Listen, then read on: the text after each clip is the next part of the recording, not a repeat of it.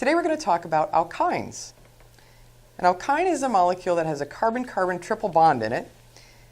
We could describe these three bonds connecting the two carbon atoms here as one sigma bond and two pi bonds.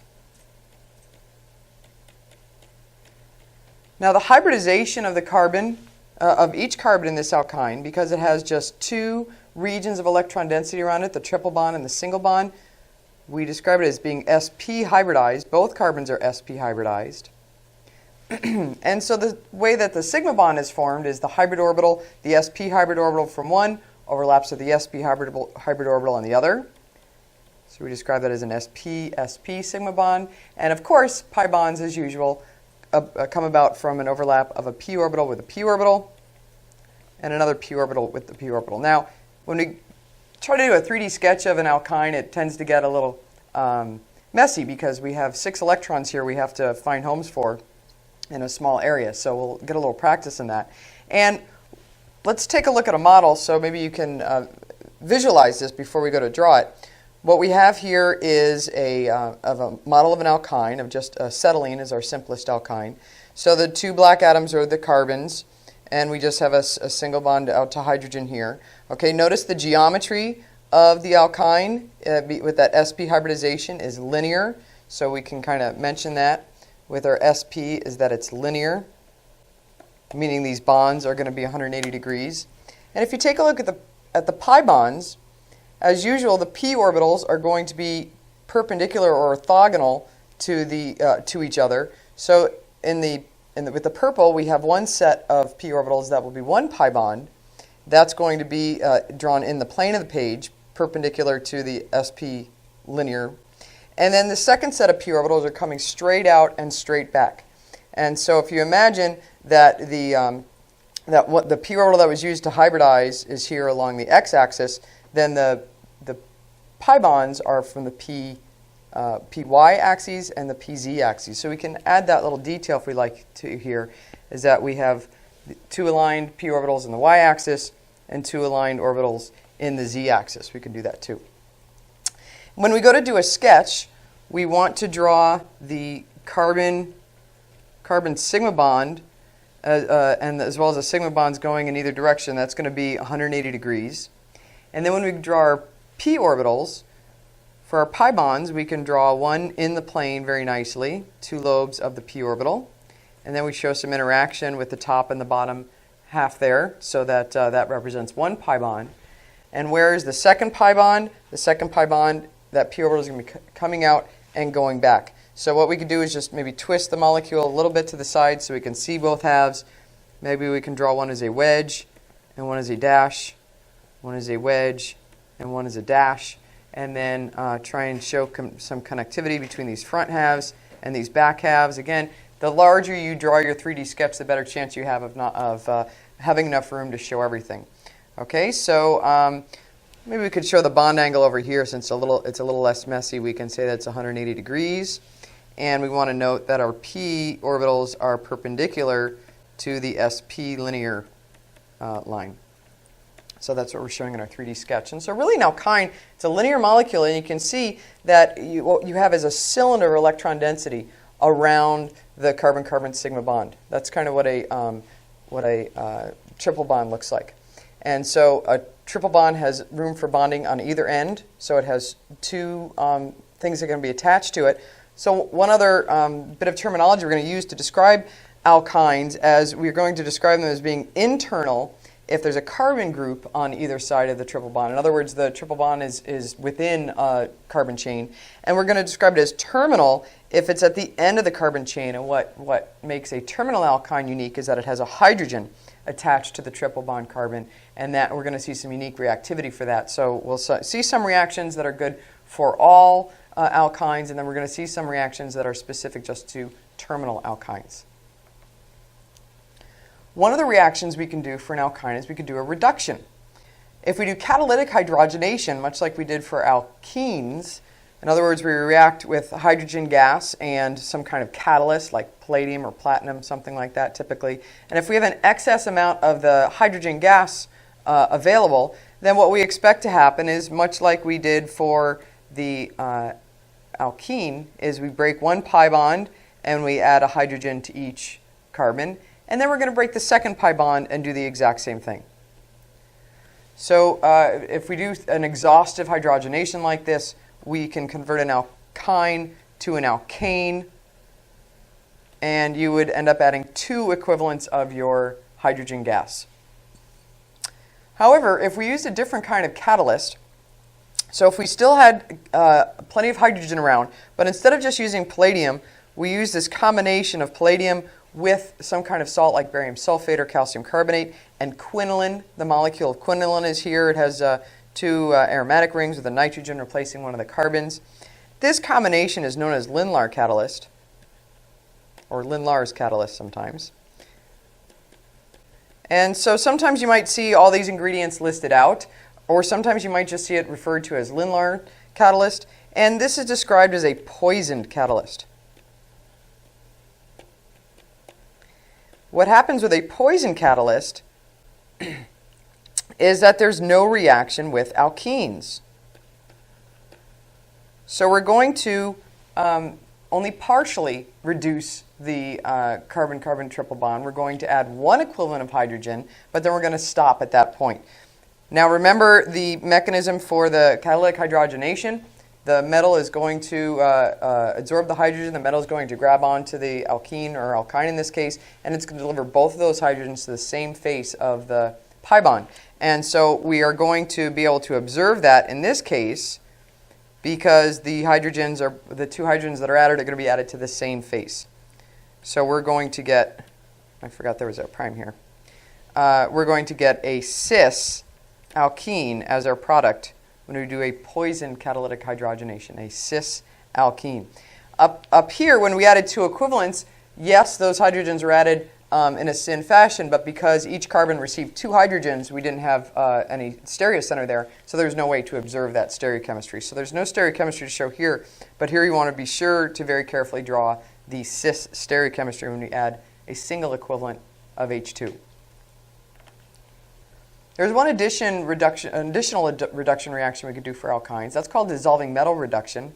And that's when we use either sodium metal or lithium metal in ammonia. Now, ammonia is being used here as our solvent. It's also part of the mechanism. And it's a proton source in the mechanism. And what happens in this case is we reduce the alkyne partially, and we get the trans alkene as our product.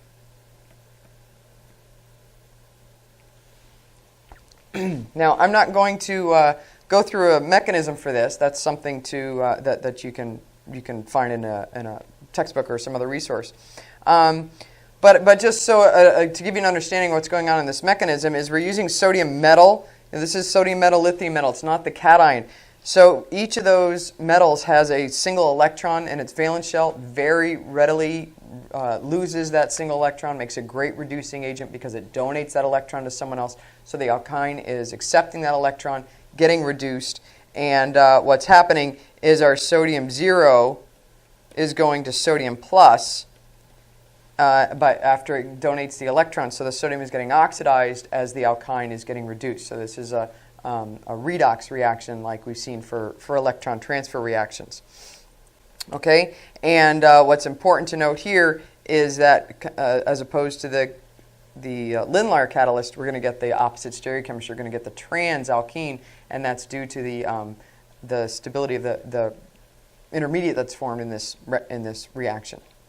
So a lot of different options for reducing an alkyne. You can do it completely to an alkane, or you can do it either to the cis or trans alkene. So when it comes to synthesis problems, we have a lot of variability and a lot of versatility with an alkyne starting material. We just talked about reductions of alkynes because we were increasing the number of CH bonds. Oxidations of alkynes means we're increasing the number of CO bonds, and there's a few different ones. The only one that the one that you'll see most often is this one. It's called ozonolysis. When we react with ozone, just like we did for an alkene, we're going to completely cleave this carbon-carbon triple bond. Okay, now because we have 3 carbon-carbon bonds that we're breaking, This is an oxidation. We're going to be replacing those three with carbon-oxygen bonds.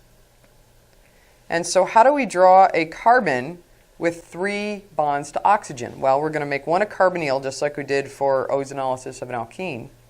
We replaced the double bond with a carbonyl, a CO double bond. And then we're going to add a 3rd bond to oxygen, which will result as an OH group. So we're going to convert all 3 carbon-carbon bonds to 3 oxygen bonds, and that's going to happen on both sides of the triple bond. And so the functional group we make in this reaction is a carboxylic acid. So oxidation of an alkyne would be a way to make a carboxylic acid. Functional group, you're also cleaving your carbon chain, so you're going to be losing some of your carbons and getting a carboxylic acid as a result. Most of the reactions that we're going to be studying in this unit involve addition reactions, again, similar to alkenes, where we break the pi bond and we add groups to either carbon.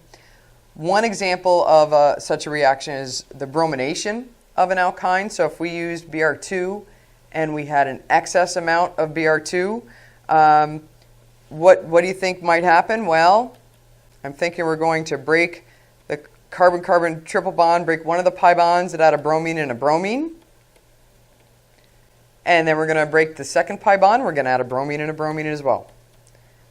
So that's exactly what happens. It adds 2 equivalents of the Br2. Both double bonds, both pi bonds react just like the single pi bond in alkene.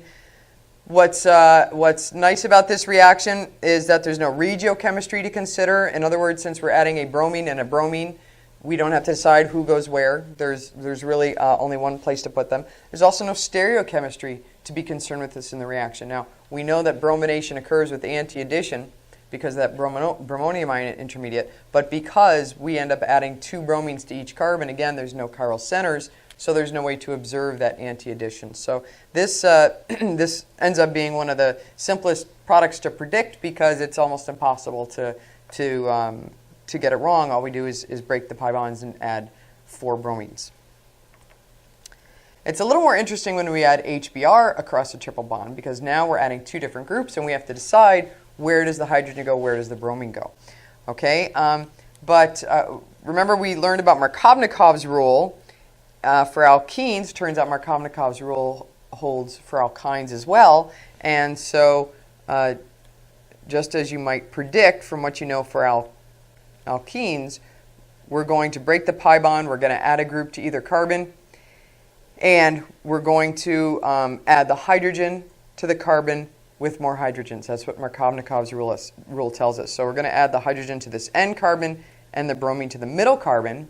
And it turns out that the second equivalent of HBr that adds follows the exact same regiochemistry. So we're going to break the second pi bond, add a group to each carbon, hydrogen again goes to the end carbon, and the bromine goes to the middle carbon.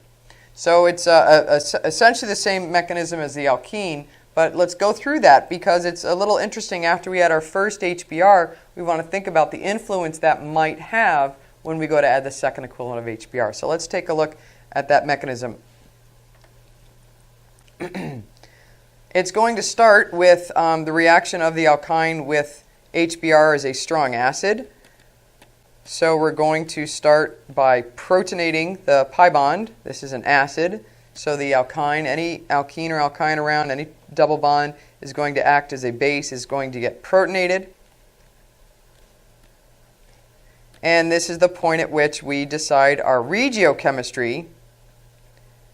And we're going to want to put the hydrogen on the end carbon so that our carbocation goes on the more substituted carbon, the more stable carbocation. So this is, as usual, the foundation for Markovnikov's rule and the foundation for our regiochemistry determination is we want to go through the lowest energy intermediate possible. Okay, now this is kind of interesting. It's called a vinyl carbocation. We've never seen one of these before, having a positive charge on a triple bond, but it can happen. It will happen. And so what happens from this point forward? Well, we just made Br minus in this first step. So that's going to act as a nucleophile. It's going to add to the carbocation. And we're going to have added, after this, we will have added our first equivalent of HBr. following Markovnikov's rule as we expect. But let's think about this second equivalent. Okay, if we assume that the second protonation occurs with the same regiochemistry, that's going to, yes, put the positive charge on the more substituted carbon, but that carbon, it's secondary versus primary, but that carbon also has a bromine attached to it. And we can't just assume that, that bromine is not going to have an influence. We need to consider that to see if this still is the better carbocation, or maybe the carbocation wants to be on the other carbon away from the bromine. So, we need to ask, is the bromine good or bad for the carbocation, for the positive charge? Is that a stabilizing thing to have the bromine, or is it destabilizing? Well, you might think, well, bromine is more electronegative than carbon, so bromine is pulling some electron density away. That's not a good thing for a carbocation. It's already electron deficient. Pulling electron density would make it less stable. That would not be good. But take a look at what else bromine has. Bromine has lone pairs, and that's a source of electron density. So what can happen is these lone pairs can actually be shared, can donate to the carbocation and offer some resonance stabilization. So it turns out that, yes, the carbocation chooses to go here. In fact, it's going to be stabilized by that bromine by resonance. It's resonance stabilized. Okay, so I just wanted to point that out and have you think about that. So if you ever had a mechanism of the carbocation and you have a heteroatom like this, a bromine with a lone pair, it's something that could be an electron donating group. It could stabilize the positive charge, and so that would be a good thing. Okay, so that's just a little note here for our resonance. Let's redraw our first form so we're not making too much of a mess here. We have this carbocation now. After our second protonation, what do we do to finish up our mechanism? We simply attack with our second equivalent of bromide, Br minus, and our mechanism is done. So ultimately, it's the same mechanism as the addition of HBr to an alkene. We just do it twice. Protonate and attack, and then protonate again with the same regiochemistry, the same Markovnikov regiochemistry, to give a more stable carbocation, and then attack. Let's take a break for a second and see if we could do a transform problem beginning with an alkyne starting material and some of the reactions we've seen we know about alkynes. Let's say we wanted to get to this, this product. Okay, now we've gotten rid of the triple bond. The two bromines are new, but there's something else that's new in this product. What do we have? One pi bond is gone. The other pi bond is also gone, though. So there's also two new hydrogens in this molecule that need to get added into throughout the course of our synthesis. So how about if I just used, if I need to add an H and a Br and an H and a Br, so how about if I added HBr, an excess of HBr? Would that give me my product that I'm expecting? That would break both pi bonds and would add HBr twice, but where would the location of those bromines be? They would not be on opposite carbons, they would be on the same carbon. Remember, we get Markovnikov addition of both equivalents. So the hydrogens both go to one carbon, the bromines both go to the other carbon. So that would give the wrong regiochemistry. Okay, so what reaction have we seen that puts a bromine on one carbon and another bromine on the carbon next to it?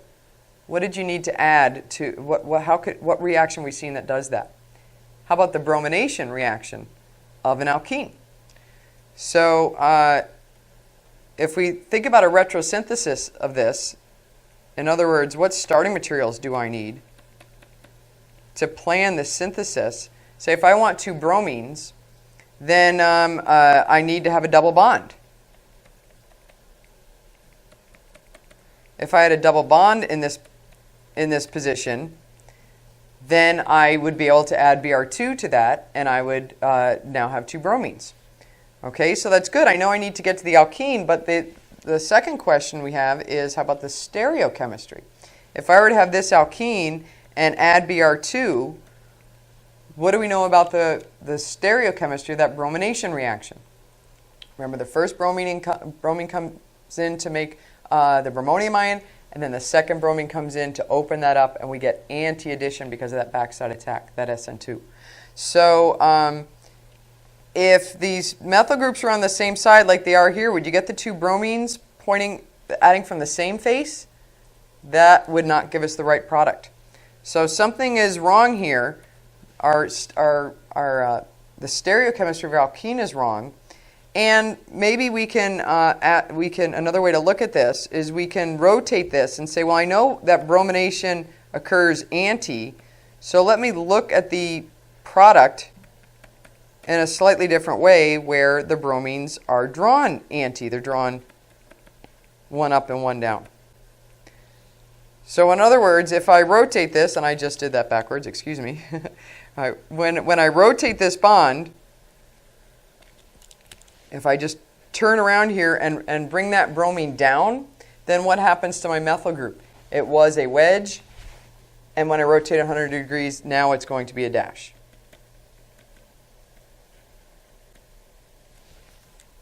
Okay, so if we look at it from this point of view, now when we think about what starting material do I need to do the bromination, what is the actual relationship that we need between those methyl groups?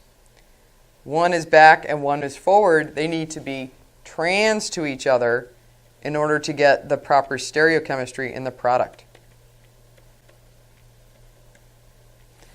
So we can confirm that if I had this alkene with the trans methyls and I brominated, add a bromine, one to the top and one to the bottom, yes, I would get this product out. Okay, so this is now we've kind of solved our problem as to how we're going to get there. What we need to do to our alkyne is first convert it to the trans alkene, and then we can take that trans alkene and add the bromine to it. Okay, the second part is just simply Br2. We'll add the bromines trans. And how do we go from an alkyne to a trans alkene? It looks like we've done some kind of reduction. We've added hydrogens to the carbons. Catalytic hydrogenation would totally get rid of the triple bond. Poison catalytic hydrogenation adds the hydrogens to the same face. We get the cis double bond. And so how do we get the trans? That's the dissolving metal reduction. So sodium, metal, and ammonia, solvent, NaNH3 is dissolving metal. And that reduces it to give the trans alkene. And then bromination gives the final product. So we need to think about regiochemistry. We need to think about stereochemistry when we propose a synthesis. We have to check every step of the way, is this actually the product we're expecting? Is that actually the product that would be formed? One quick thing I want to mention about these reagents, Na and NH3 is not the same as NaNH2. That's another reagent we're going to be seeing shortly. NaNH2 is a salt. It means we have Na plus, NH2 minus. That's a completely different reagent than having sodium metal and NH3 solvent. So you could list them separately or make sure you put a comma between them. You don't want to squeeze them together and confuse it with NaNH2. Okay, what else can we add to a triple bond? We've seen adding hydrogens. We've seen added bromines. We've seen adding a hydrogen and a bromine. How about if we wanted to do a hydration of an alkyne? That means we're going to be adding an H and an OH. We're going to add the components of water. Now, what do you think might happen based on what we know about the addition of HBr? Well, I think I'm going to break the pi bond.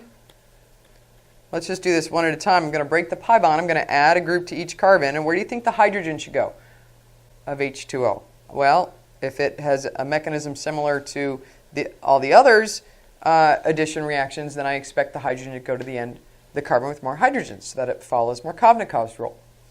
And this, in fact, is what happens, but this is not a final product. And you might think, well, okay, it's going to continue, and we'll do a second addition. So if it were exactly analogous to addition of HBr, we would add one equivalent, and then we would add a second equivalent, and we would be done. Okay, the problem is that this functional group, having two OHs attached to the same carbon, is extremely unstable. That's a very, very rare arrangement of functional groups. So this is not the product that's observed. What happens instead is we add a single equivalent of water. This product is described as an enol. It's called an enol because it has both an alkene, a carbon-carbon double bond, and an alcohol on the same carbon. One carbon has both the double bond and the OH. It's no longer an alkene. It's no longer a simple alcohol. It's called an enol. And enols do something very special. They will undergo a process called tautomerization. This will tautomerize. Tautomerize. I thought I spelled it wrong, sorry. And what's going to happen is it's going to rearrange so that instead of having an enol, we have a carbonyl. We're going to get a ketone as our product. So this is called, it's actually called a keto-enol tautomerization. And we'll take a look at that mechanism. It's a two-step mechanism. And let's look at the mechanism for the complete process. You'll notice in our reaction conditions we have water, as we might expect. We have acid, as we also typically have for hydration. It's an acid-catalyzed mechanism. And we have this last guy, mercuric sulfate, is usually thrown in here, and this is simply a catalyst. And this is a catalyst. So if you you might be able to do a mechanism using that catalyst, but let's just take a look at a simple mechanism where we don't use that catalyst. Okay, what do you think our first step will be for a mechanism in these reaction conditions? Clearly we have acidic conditions. Anytime we have an acid and we have a pi bond, a good first step is to protonate the pi bond. So let's just use HA to represent an acid.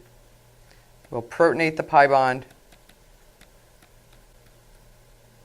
We're going to do that with Markovnikov regiochemistry to give this more stable vinyl, secondary vinyl carbocation rather than a primary carbocation. And what can we do next? Well, we look around for a nucleophile to add in. We have water as our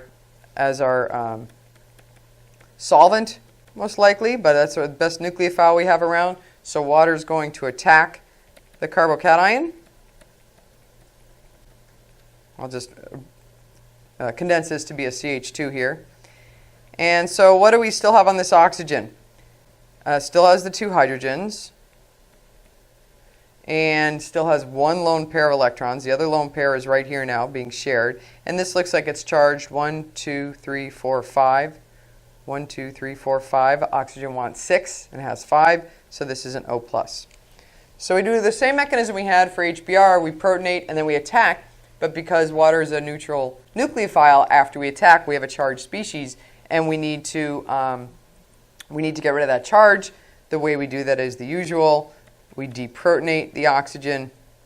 We remove one of these protons. So let's bring in A- again, grab the proton, leave the electrons behind, and we're done with our addition, our first addition. Okay, and we're here. This is where we are at the enol. And now we need to go to we're going to want to go to the ketone. This is going to, I think it helps to think about the rest of this mechanism by drawing the product that we know that we get. We don't get the enol, we get a carbonyl where the enol carbon was. So let's draw that product out. There's our product. And now, by seeing where we're going, we can kind of think more carefully about how we get there. So if you compare the structure of this enol to the structure of the ketone, we know we have to do this tautomerization mechanism. What changes do we have to accomplish? What differences are there? Well, the pi bond moves, okay, but that's part of our mechanism. That's part of the resonance in our mechanism. But here we have an OH, and now we have just an oxygen. So we have to remove that H+. The way we could describe that is we have to deprotonate here. That's one of the things we need to accomplish. We need to deprotonate that oxygen. What other change has taken place? Well, this double bond carbon used to be just a CH2. Now he's a single bond, so he's a CH3. So how would you describe what has to happen here on that carbon? I have to protonate here. And that's it. Those are our 2 steps for our tautomerization. It's a 2-step mechanism. It's simply protonations and deprotonations are what describe any tautomerization process. And so the only thing we have to decide is what should we do first? What should be our first step, a deprotonation or a protonation? Well, how about we consider our reaction conditions? We're still in our acidic reaction conditions, so we're here at a neutral molecule. Where do we go from this point? Let's protonate something. Let's use our acid. So let's protonate. This is going to be step 1 is protonate, and step 2 is deprotonate. So I'll bring in HA again. And let's just think about this for a second. How is it that I can protonate this carbon? It doesn't have a lone pair of electrons. How can I protonate it? I can use the pi bond attached to it. So what we're going to do is we're going to protonate this pi bond as a way to put the hydrogen on the carbon.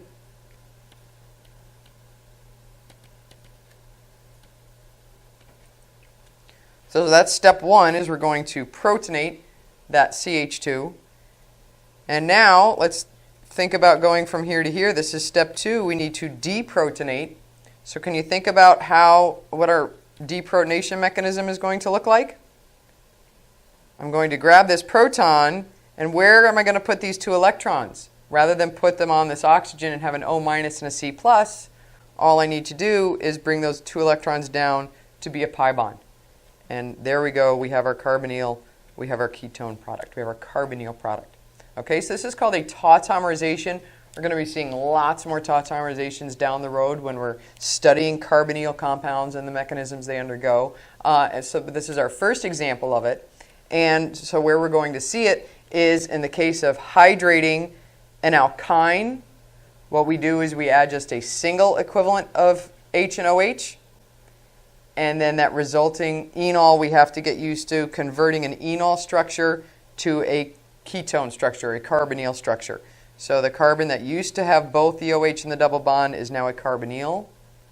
And the carbon that used to be part of the double bond will have a new extra proton. And then that's how we get our ketone structure up.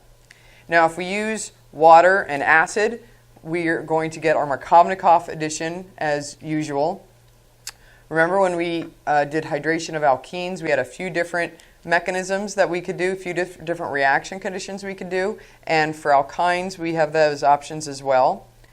And if you recall the process of hydroboration oxidation, that was another way that we could add water across a pi bond, but this is the one that did it with anti-Markovnikov regiochemistry. This is the one that was complementary to the others and did the opposite. Okay, so we're going to do the same. We could do the same thing for an alkyne. If we have a terminal alkyne, we can do this reaction and get a specific regiochemistry. This guy is called dicyamylborane. So it has 2 bulky cyamyl groups attached to the boron. Okay, but like every boron reagent, the most important thing is it has a boron and it has a hydrogen. And the reaction that it does is called hydroboration. It adds, in a single step, it adds the hydrogen and the boron. That helps explain the regiochemistry. The regiochemistry that we see is that we add the hydrogen to the internal carbon and we add the boron to the terminal carbon. Now, I say this has to be a terminal alkyne because if the triple bond has a carbon group on either side, then you're not going to get a fixed regiochemistry because there's no significant difference between the 2 carbons. But if there's a hydrogen here and an alkyl group here, then the boron clearly goes to the less hindered carbon, and we'll get this anti-Markovnikov regiochemistry. Now, the second step of this process is typically the oxidation. So that we treat it with an oxidizing agent like hydrogen peroxide, and what happens is this boron gets converted to an OH group.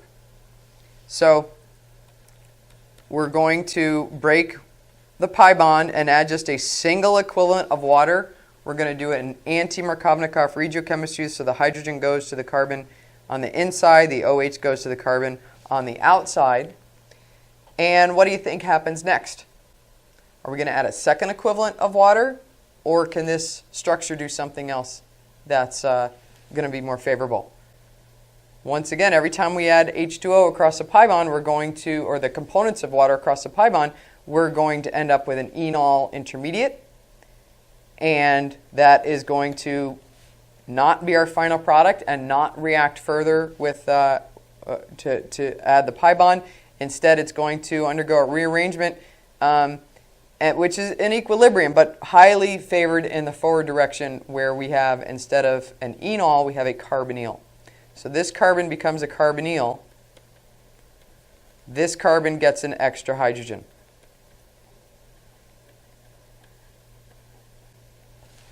So when we do hydroboration oxidation on a terminal alkyne, the oxygen goes to the end carbon, and so the product we get here is an aldehyde. When you have a carbonyl at the end of a carbon chain, so there's a hydrogen attached to that carbonyl, we call that an aldehyde rather than a ketone. So we still call this a tautomerization, but sometimes the enol might go to a ketone, sometimes it might go to an aldehyde, depending on what other groups are attached to the enol carbons.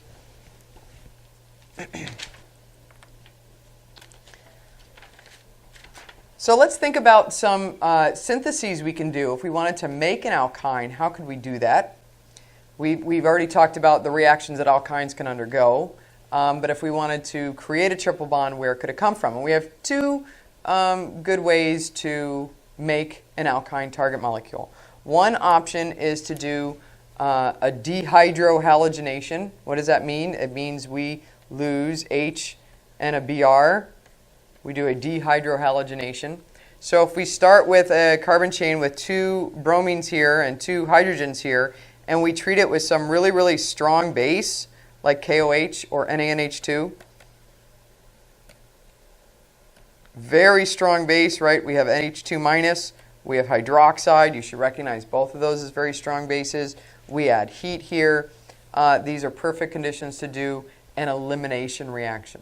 Do you think this is going to be an E1 elimination mechanism or an E2 elimination mechanism?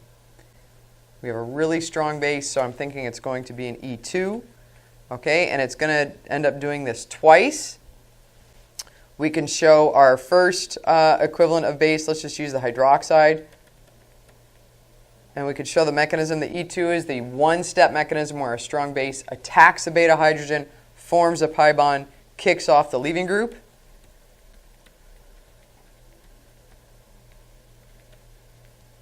We do anti-elimination, so we haven't really shown stereochemistry here, but you could maybe see the stereochemistry up to this point. Okay, but again, typically we don't stop here. We have heat. We do more vigorous conditions. We need a really strong base to do this double elimination. And so we're going to do a second elimination, even though this is harder. But we can have the hydroxide or the NH2 minus come in and grab and even eliminate a vinyl bromide. We get a vinyl bromide intermediate here. And up to now, we've never seen an E2 elimination occur when a leaving group is already on a double bond. But in fact, you can force those conditions, and you will be able to form a triple bond. So we're losing HBr times 2, and we call this a dehydrohalogenation reaction. So just like we can use an E2 to form an alkene, if we have two leaving groups, we can use an E2 elimination to form an alkyne.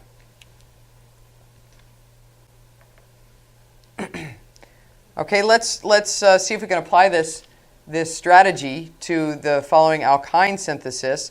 If I had this alkene, how could I convert it to this alkyne? Okay, well, once again, we really should be thinking about these retrosynthetically and plan our synthesis first.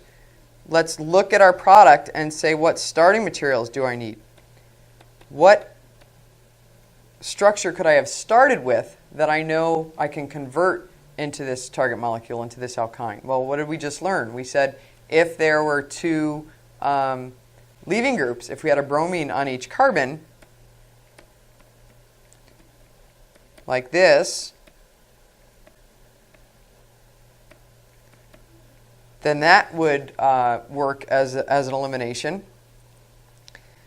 And if I had this, I would be able to do a double E2 to get the triple bond. So now I look at where I want to be, and then I look at where I'm starting and say, how can I get from the double bond to the intermediate structure that has the two leaving groups? Well, all I've done is I've removed the triple bond, the pi bond, and replaced it with a bromine and a bromine. So what reagent will do that? All we need to do is add Br2. Now, it doesn't really matter what our stereochemistry is at this point, because once we do our double elimination, all the stereochemistry is gone. We're left with a linear molecule. So in this kind of synthesis, it doesn't matter whether you get one stereochemistry or another. That's not a concern in this case. But we could add the two bromines, and then we could add some strong base like NaNH2 and heat. It's a real good idea to put that heat in there because we definitely need vigorous conditions. That always favors the elimination, but in this case it definitely favors the double elimination. And then we could do our alkyne synthesis.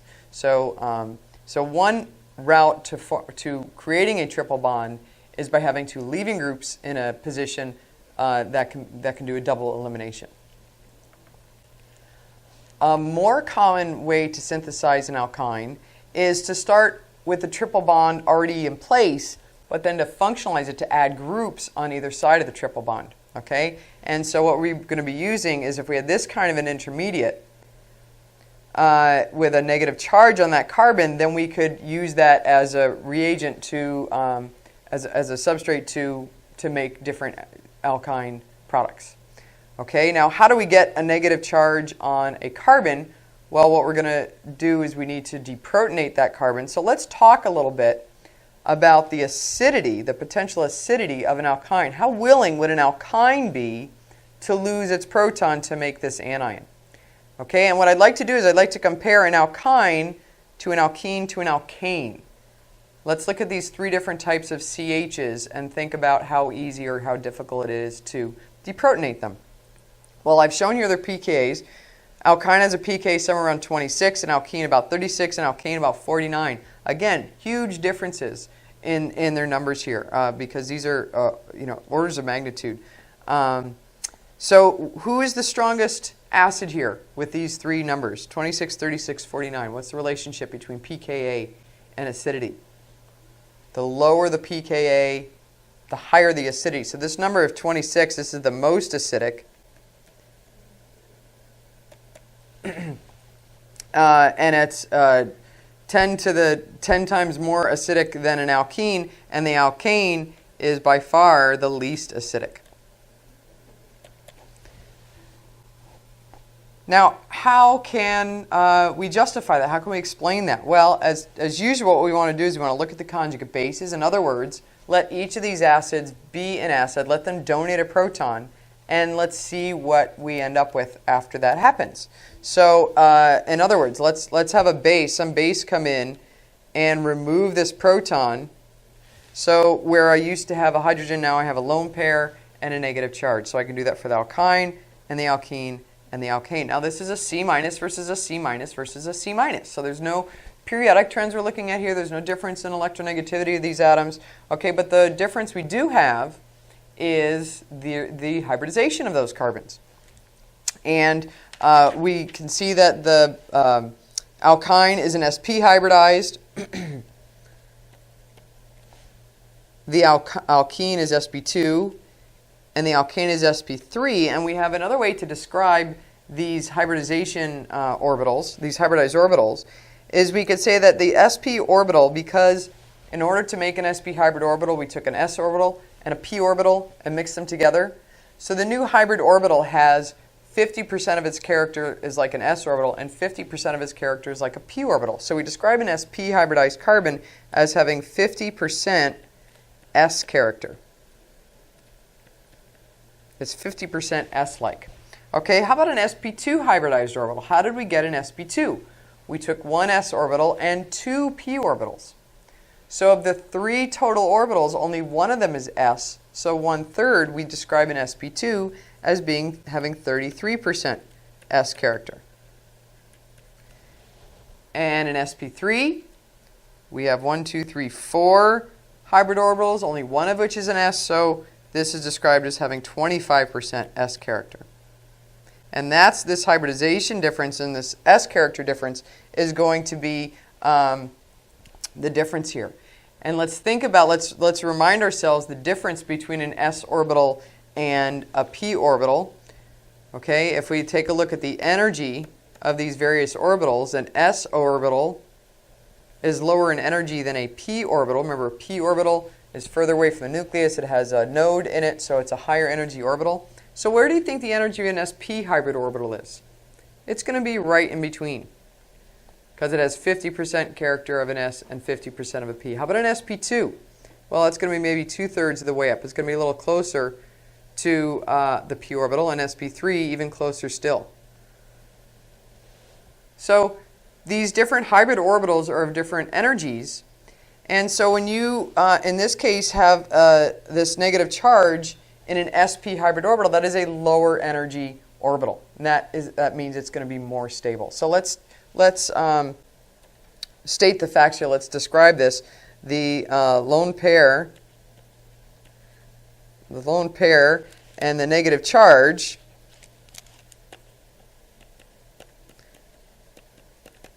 is in a lower energy sp orbital. Okay, that means that it's a more stable anion. That stabilizes the negative charge by putting that electron density in a lower energy orbital. So if you are more stable, what does that mean for your reactivity? More stable means you are less reactive. So this anion is the least reactive. Therefore, it's the weakest conjugate based. So because he's more stable, he's less reactive, that makes him a weaker conjugate base than the others. Okay? If something has a very weak conjugate base, what does that say about the parent? We have that inverse relationship. This has the strongest parent acid. And is that what the pKa data tell us? Is that confirmed by the pKa? Sure, that had the lowest pKa, so we knew that the alkyne going into this was the most acidic, and this explains why. The negative charge doesn't mind being an sp hybridized orbital because it's relatively low energy. Now we compare that to this sp3 hybridized carbon with a negative charge, okay, and this has no stabilization. It has nothing good about it. It's on a carbon. Carbon doesn't like having a negative charge, and it's on an sp3 hybridized carbon, the highest energy orbital we can have. And so that makes him, because he's very unstable, that makes him the most reactive, and therefore the strongest conjugate base.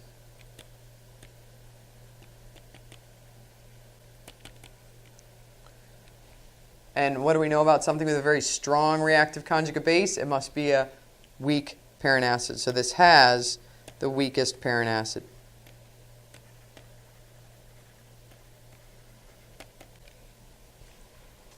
Okay, so when we look at an alkyne versus an alkene and an alkane, which one is it reasonable to deprotonate?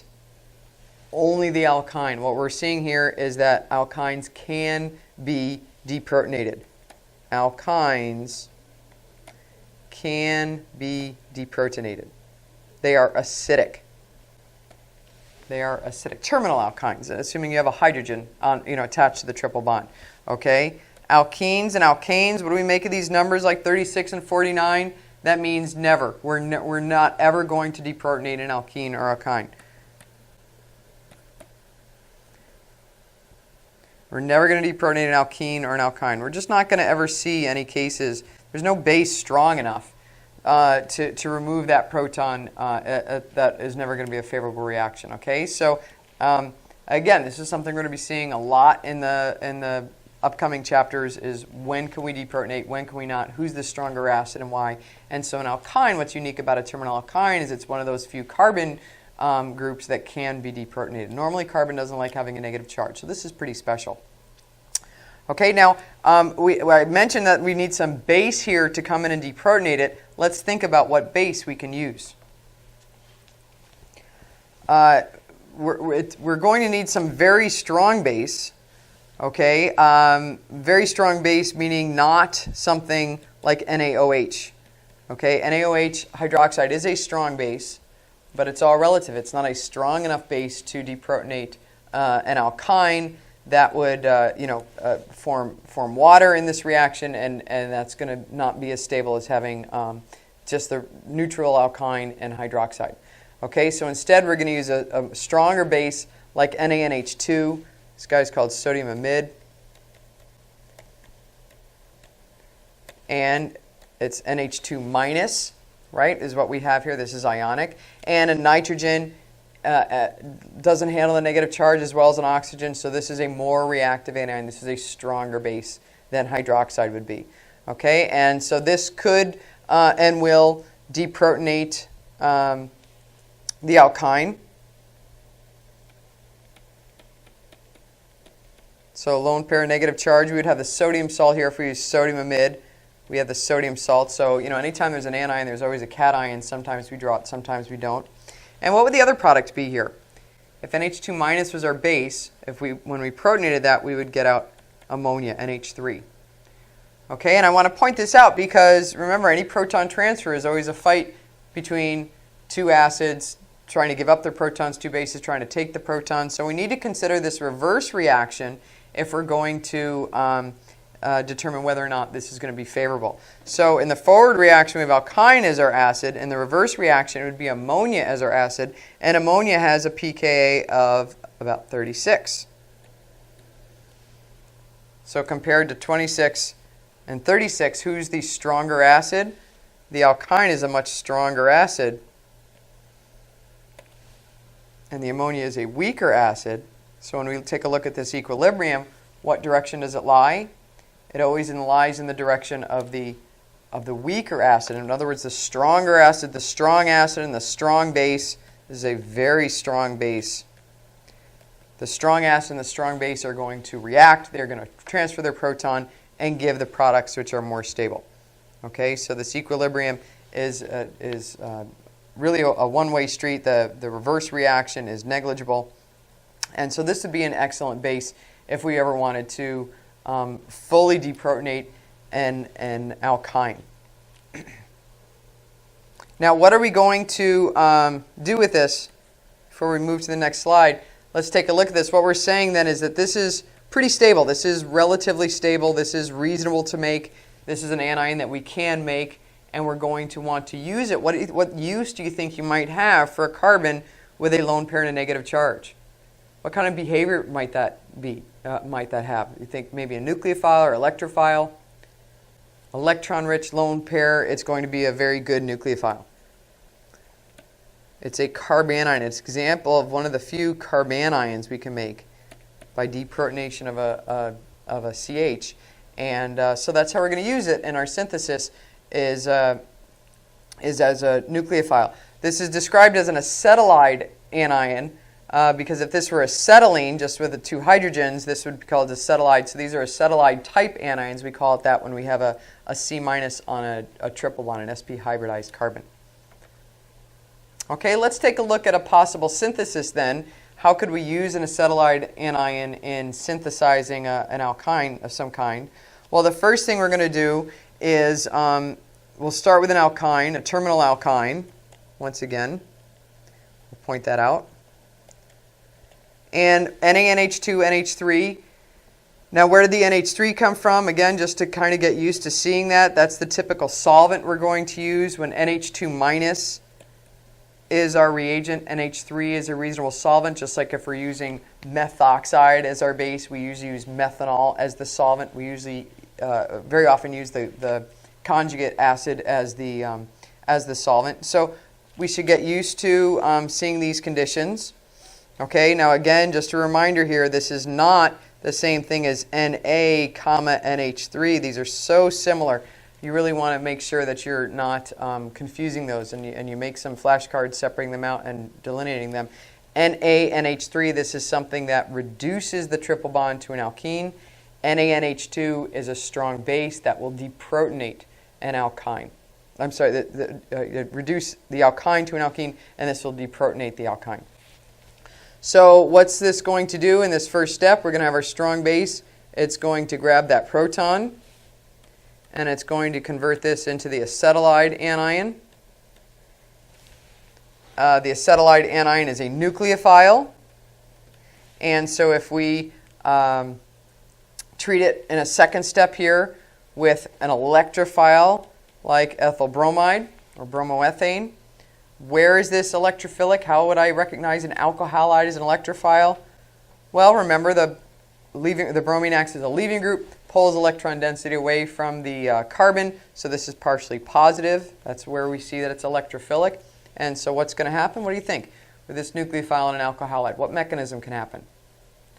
How about the lone pair attacks the carbon and kicks out the leaving group? What do we call that mechanism? It's the SN2. It's just backside attack. It's exactly what can happen and what will happen. And so what we do here is we form a new carbon-carbon bond. Now this is something that organic chemists get very excited about when you form a new carbon-carbon bond, because this is how we can build up new carbon chains and new carbon molecules. Okay, and it's happening because we have a carbon nucleophile reacting with a carbon electrophile, so we form a new carbon-carbon bond. And we just synthesized a new alkene from an original alkene. We started out with a terminal alkyne, a new alkyne from an original alkyne. We started out with a terminal alkyne after this two-step synthesis, deprotonation followed by alkylation. We could describe this as deprotonation followed by alkylation to describe each of the two steps that we did. We now have an internal alkyne. So this is a way that we can add carbon groups to one or both sides of an alkyne starting material. So let's look at a few examples of this. Here's one example. We're starting with this alkyne and we're making this new alkyne. We can pretty readily identify the 3 carbons in our starting material are still these 3 carbons in our product, which means this is a new carbon-carbon bond that needs to be formed in the reaction. So what we do is we make a disconnection here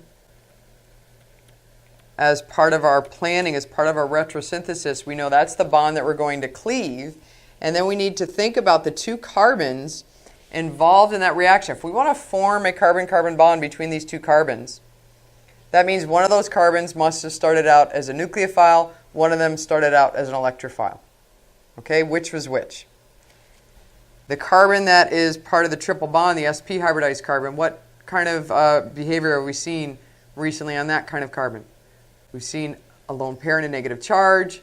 That means that would be a very good nucleophile. So we can identify this one as this was my nucleophile, which means this guy was my electrophile.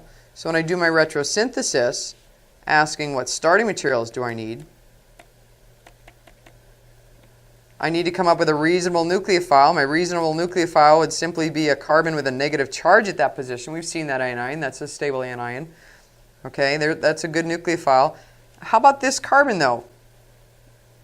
That is my electrophile. How do I make this carbon electrophilic? You know, it'd be great to just put a positive charge there and say, you know what, if I had that carbocation, if I had this benzylic carbocation, and I hit it with this alkyne anion, I would definitely make my target molecule. Okay, the problem is that this is not, you can't go to the stockroom and ask for a benzylic carbocation. It's a fleeting intermediate. It's not a stable reagent or starting material that we can use. So what we have to think of is what is an actual reagent that is stable that reacts as if it had a positive charge here, that will still be electrophilic. And the strategy that we do is we simply add a leaving group. If we attach a leaving group here, your choice, bromine, chlorine, iodine, then we no longer have a carbocation, but we do have a partial positive, and that's typically what we see for electrophiles. Okay, so this would be a great electrophile, and what the beauty of doing a retrosynthesis like this is you can test yourself and ask, if I had this nucleophile and this electrophile and brought them together, would it make this product? Absolutely, because we know we would do an SN2, tax the carbon, kicks off the leaving group, that would be successful. Okay. Okay, so our planning tells us what we need. Now we come back to where we are. We're at propyne, and we need to have the anion of propyne. We need the anion of propyne. Where does that anion come from? How do we go from a CH to a C minus? We've removed an H plus. We need to deprotonate. So what we need is a very, very strong base. Okay, NaOH is not going to cut it. That's going to give just a small equilibrium. It's going to form a little bit of this, but it's still mostly going to stay as the undeprotonated species. Okay, so the strong base that we're going to use instead most often is NaNH2. There are other options as well, but NaNH2, we should get used to seeing NH3 thrown in there as the solvent. And that would be effective at doing a deprotonation. Now that I have this, all I need to add is benzyl bromide, phenyl CH2Br, or phenyl benzyl chloride, or benzyl iodide, your choice, anything like that. And then we have an SN2, and we've synthesized our target molecule. 2 steps again: deprotonation, alkylation. Okay, how about the next one? This is a little more complicated because we no longer have a triple bond in our molecule. Okay, again, a good first step is to identify the carbons in your starting material and find those carbons in the product. So here they are. We started with 3 carbons, and now we have 4 carbons, so that means this methyl group is new. That's going to be a disconnection we need to make, because at some point in the synthesis, I have to bring that methyl group in and form a bond between that and carbon number 3. Okay, the other change that's taken place is I went from an alkyne to a transalkene. Okay, both of these transformations we've seen in this unit, so we're capable of both of those. The question we need to ask is, which one should we do first? Okay, let's imagine doing our alkylation first. Let's say we wanted to add the methyl group first.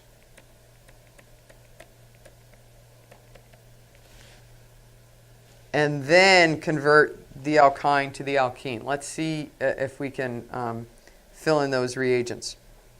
How do we go from a CH to a CCH3? How do we replace this proton on the terminal alkene with a methyl group? Well, that's going to be an alkylation of the alkyne, so that's our 2-step procedure. Step 1 is NaNH2, NH3, a strong base to deprotonate. Step 2, after we do that, so in a multi-step synthesis, you can either draw an arrow and then your product, and then an arrow and the next product, or if it's really long, you can save some time and condense them over a single arrow. But you want to be very clear that the first step is separate from the second step, is second from the third step. You're assuming after each step you do a reaction workup, you isolate your product, and then you carry it on to the next step. So that's clear to do, but just make sure you include these numbers here, because that's critical to make your synthesis work. After we do that deprotonation, then we're going to add in the methyl group. How do we make methyl an electrophile? We need an alkyl halide. We'll use methyl iodide.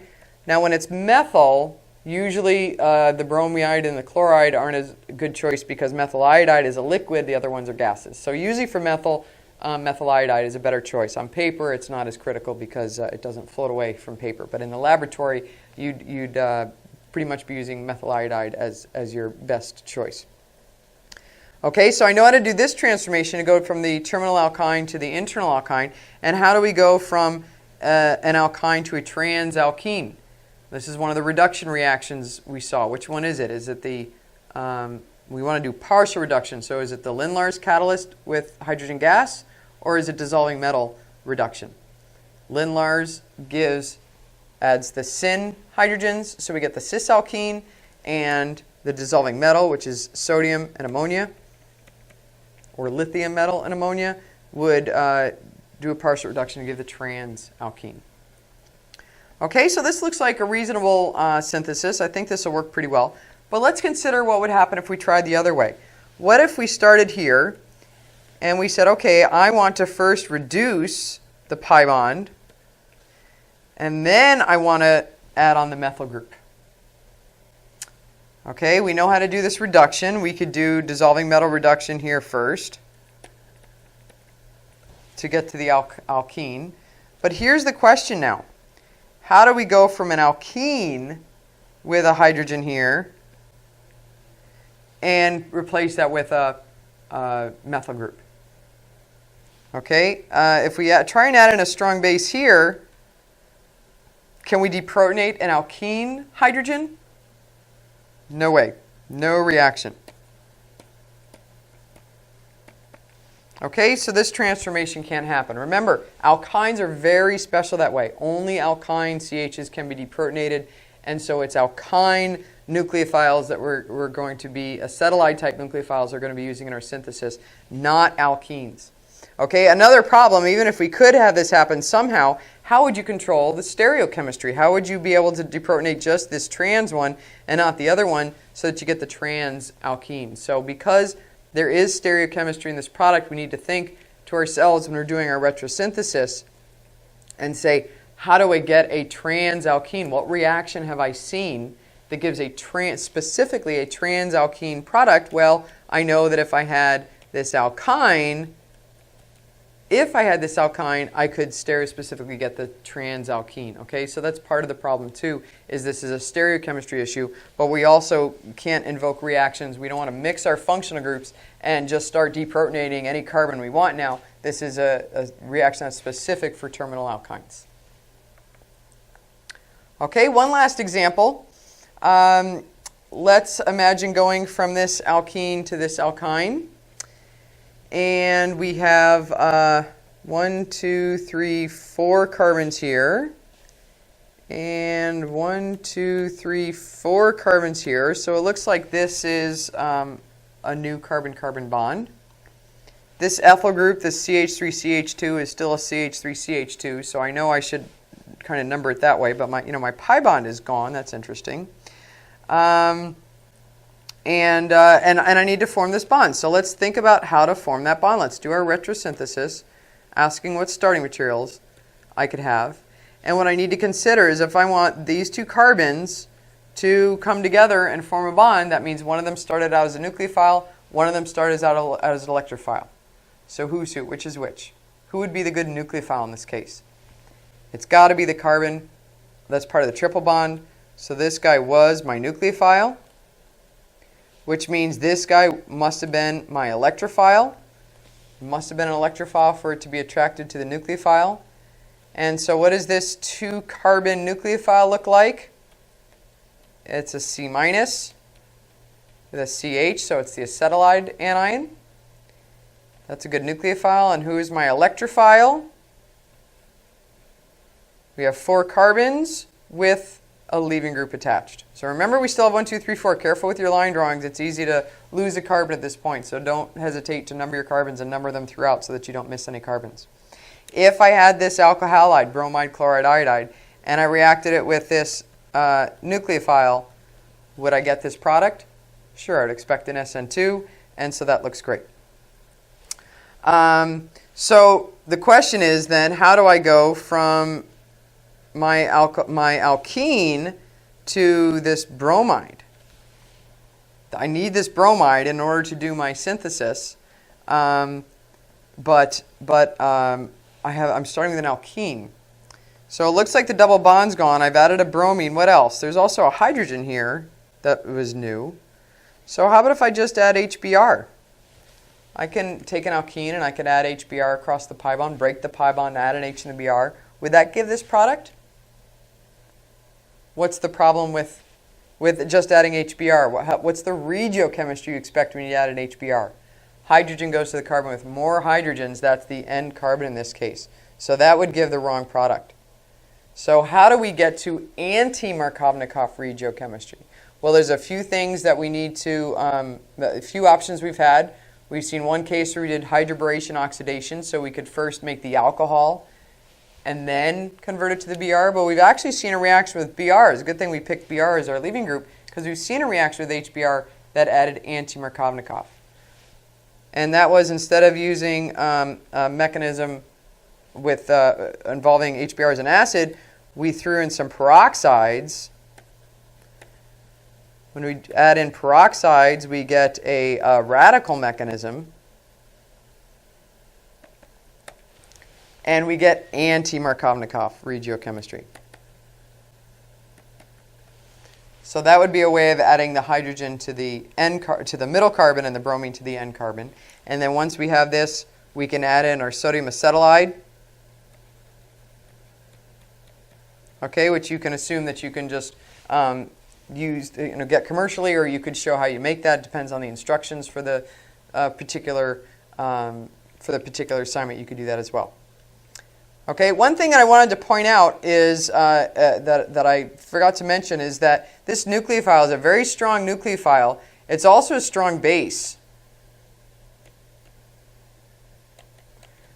Okay, so FYI, if we tried to react this with a secondary leaving group, or definitely something with a tertiary leaving group, then we're going to get E2 elimination instead. So for example, if I took cyclopentyl bromide and I tried to do reaction with this to do an SN2, remember SN2 is very sensitive to sterics, and as soon as we have any kind of steric hindrance like this, rather than do the SN2, it's going to give E2 as the major product.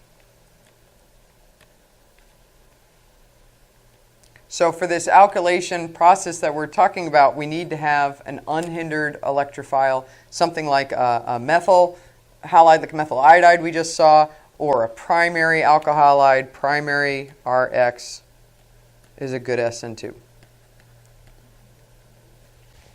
Okay, if you don't want to use this peroxide, this radical mechanism, or you don't recall that, the other anti-Markovnikov mechanism that we should know is the hydroboration oxidation.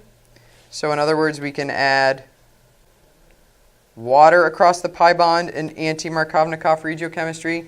So that was BH3THF, hydroboration, oxidation, H2O2 and base. A few more reagents to remember if you choose to go this route, but that'll work just as well. Okay, and now we also have an extra step because we can't just add in the acetylide. We don't have a leaving group.